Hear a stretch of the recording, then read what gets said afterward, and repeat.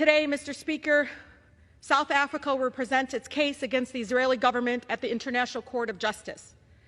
And I ask unanimous consent to insert into the record the case. Without objection. It is incredibly powerful to witness people who defeated apartheid in their own country hold the Israeli apartheid regime accountable for its crime of genocide in Gaza. Today, I'm thinking of Nelson Mandela's powerful words, quote, "We know too well that our freedom is incomplete without the freedom of the Palestinians." In the past 3 months, Israeli forces have killed over 23,350 Palestinians, including more than 9,600 children. They have injured more than 59,400 Palestinians. More than 8,000 Palestinians are still missing under the rubble. This week, Secretary of State Blinken called the case meritless. So let me read directly from the case file, starting on page 59.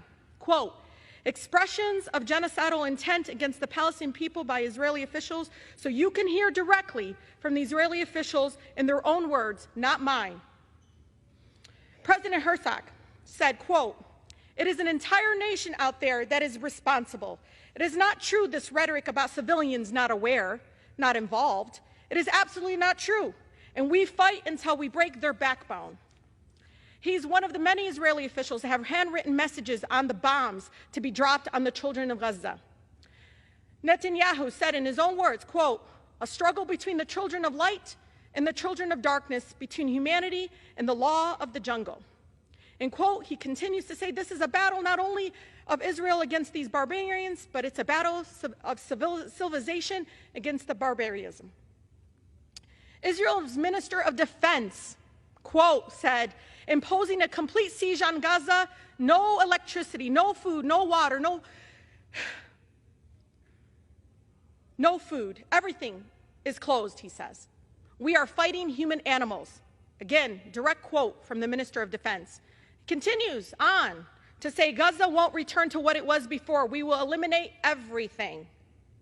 Israeli Minister for National Security, again, an official within the Israeli government, speaking of those living in Gaza, he said, quote, "They're all terrorists and they should all be destroyed."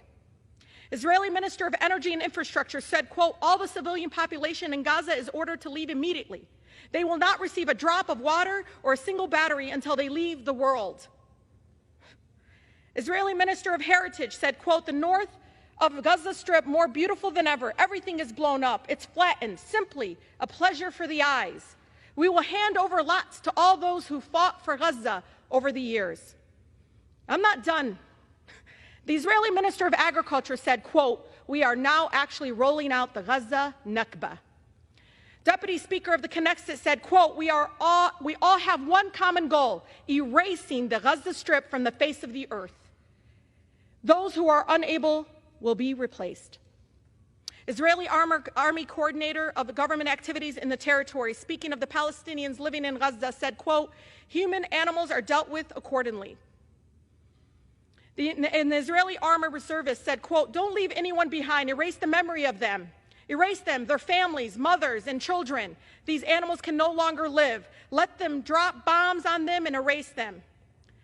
Mr. Speaker, I would like to submit for the congressional record, as you know, the entire South African genocide case against the International Court of Justice. There is simply time to save lives, to stop the Israeli government from carrying out the genocide in Gaza. This body and the Biden administration are complicit in this genocide. Congress must stop funding the genocide of the Palestinian people with our American tax dollars.